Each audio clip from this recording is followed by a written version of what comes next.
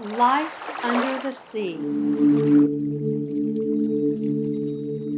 The oceans are full of life. A variety of animals and plants survive together in harmony.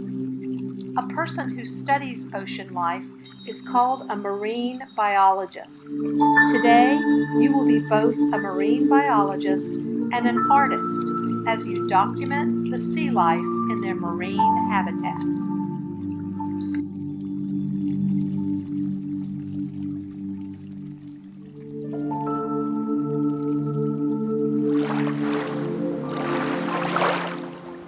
So now I'm ready to show you how to draw under the sea. You can see I have a white piece of paper. I am choosing to draw with a Sharpie, but you can draw with a pencil and then go back over and color it with whatever you'd like. You could even trace over it with a marker. I'm choosing a Sharpie so that you can see it very well. Now to begin, we have to think about the kinds of things that we would see under the ocean, all the different kinds of sea creatures. But first we're going to start with the top of the water. Just a wavy line. The ocean's current is moving the surface of the water so it can look like anything. If it's a windy day, it'll be really choppy. If it's a calm day, it might be so much smoother than this. Now I'm going to make the bottom of the ocean floor, and you have to remember that it's just sand, and the current of the ocean moves the sand all different ways. So however you make your sand is going to be just fine.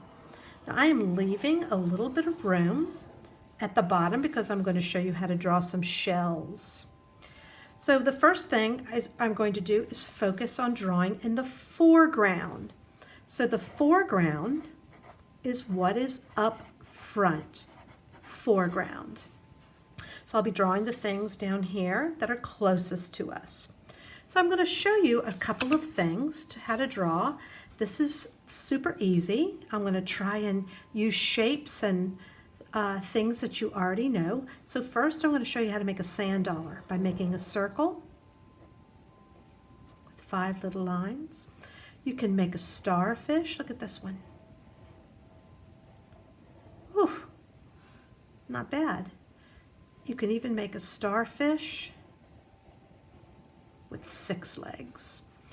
Here is a different kind of shell, a spiral. It reminds me of a cinnamon roll.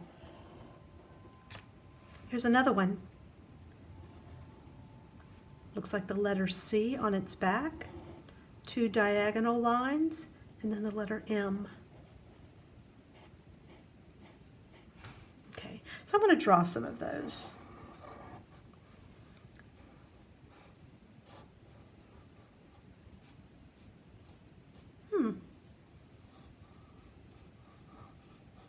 I can go back and add more, or this is fine. Now, I have some objects that are on the sand. Next, I'm going to draw things that are on the sand. I'm going to begin by showing you how to draw a treasure chest. Watch this. First, I'm going to make what appears to be a rectangle that's stuck down in the sand. Then, see these 2 corners? I'm going to make a curved line, like a rainbow line from corner to corner, like so. Next, I'm going to make a horizontal line starting way up here at the top, out to the side. Next, I'm going to make another horizontal line, just like this one, but I'm going to start right here at the end of this line. Notice that I made this line extend out farther than this one. Next step, do you see this curve right here? We're going to copy that curve from here to here and connect these 2 lines with a curved line like this. And next, a straight line down into the sand. There is our 3-dimensional treasure chest. Now I'm going to add some details, such as a lock. Perhaps the key is right here. And perhaps some gold coins have spilled out of the treasure chest. Here is the handle. Think of the letter U. And our treasure chest is made out of wood, so I'm going to make some lines that show the grain of the wood. This treasure chest might be held together with big brass nails. There's my treasure chest. I'll show you how to make a few other things. I'll show you how to make a sea anemone. This reminds me of in the movie Finding Nemo. So I make this funny looking shape. I'm going to make another one right here so you can see it can look like anyway. That looks sort of like a U. And you start making all these long, skinny, finger-like things. They can go in any direction. They almost go out like a sun, like the rays on a sun. But after you make the first row, you come back and make a second row. You can see they're slightly overlapping. There's that word again. There you go. Now I'm going to show you how to make a piece of coral. Coral is many, many animals who have built their homes attached to each other. This is coral. You can add some spots because when you look at coral, it has many little tiny holes in it. Let's see, I think I've made enough things on that surface. So now I'm going to make some seaweed that's in the foreground. And because it's in the foreground, the seaweed will be kind of tall, so we're going to make it go at least above halfway on our page. So starting at the bottom, I'm going to make a wavy line. It goes up, and as soon as I've decided my seaweed is long enough, I'll go back down to the bottom and make a line that goes right alongside. And when I get back up to the top, I come to a point. Now I can make another one like this coming out. But what about this? Stop, lift your pen, go up on the other side. Make the other side of the seaweed. Stop, lift your pen. You just used overlapping again. I might have another piece of seaweed here, another one over here, and maybe one of those other kinds of seaweed. Look at this one.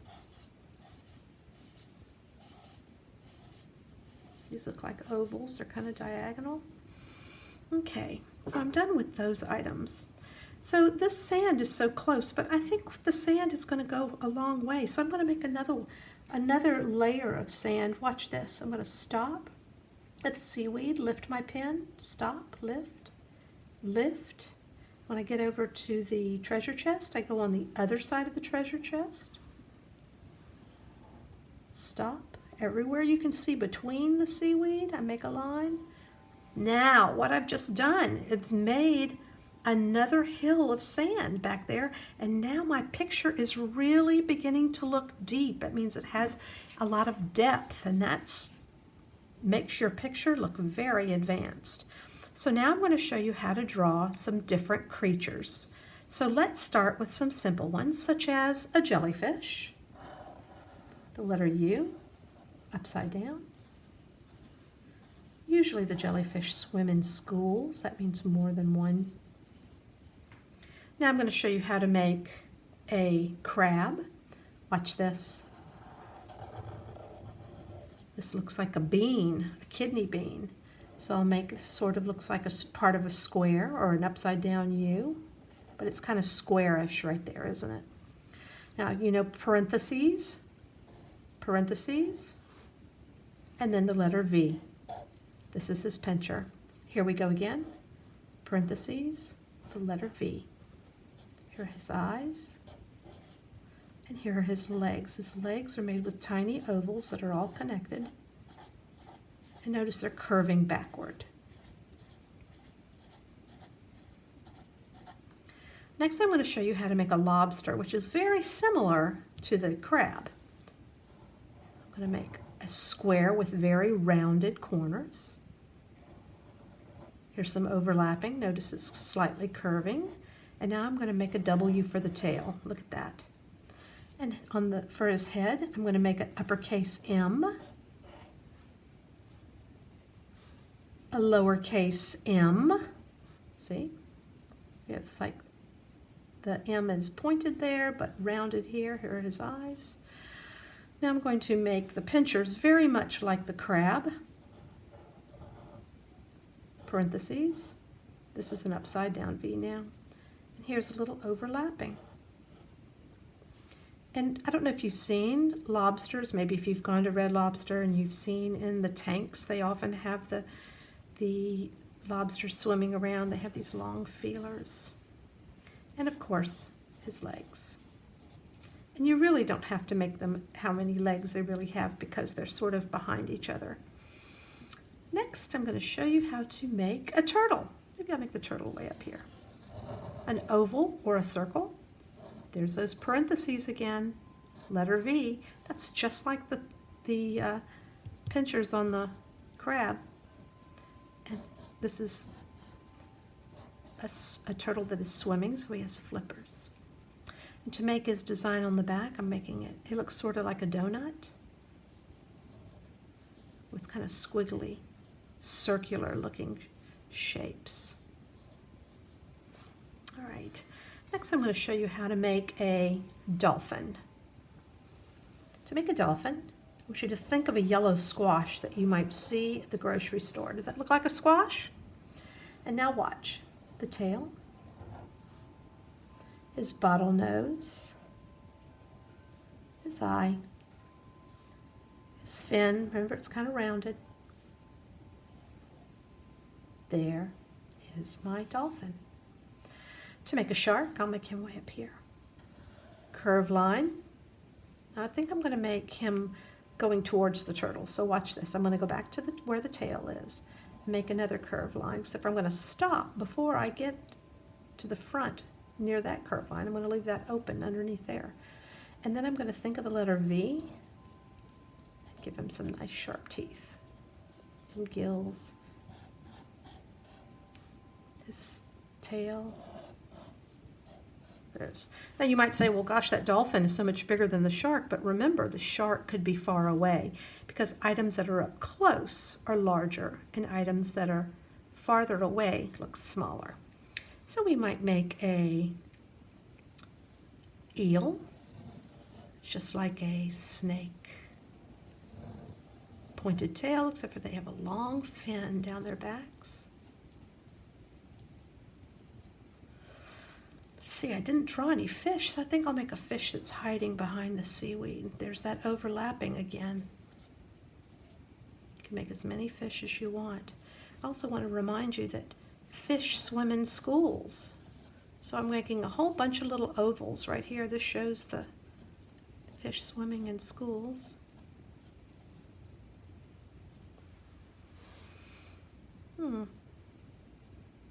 Now stingray. Think of the letter V. Bring this together. There's your stingray. An octopus or a squid swimming looks like this. Oval that doesn't close. This is an octopus swimming, and we know he has 8 legs, but we don't see them all because some are hiding behind back there. So I think I've covered just about everything. If you can think of anything that you already know how to make a creature from under the sea, you can certainly add it. Next, it's time to color this in. You can use any items that you have, any supplies you have at home. If you have crayons, if you have a paint set, if you have oil pastels, colored pencils, use whatever you have. Now I'm just finishing up on my last little details here. You can see that I've colored in all of my creatures and I tried my best to stay in the lines. I did my very, very best. I'm going back and checking to see if I missed any little areas, like between his legs. You can see that I've colored in the seaweed. And I actually had gray this time, but if you don't have gray, all you have to do is use black and color very lightly. I am so proud of my work. I took my time and I did my best. So now it's your turn to draw an under the sea drawing. Get to work.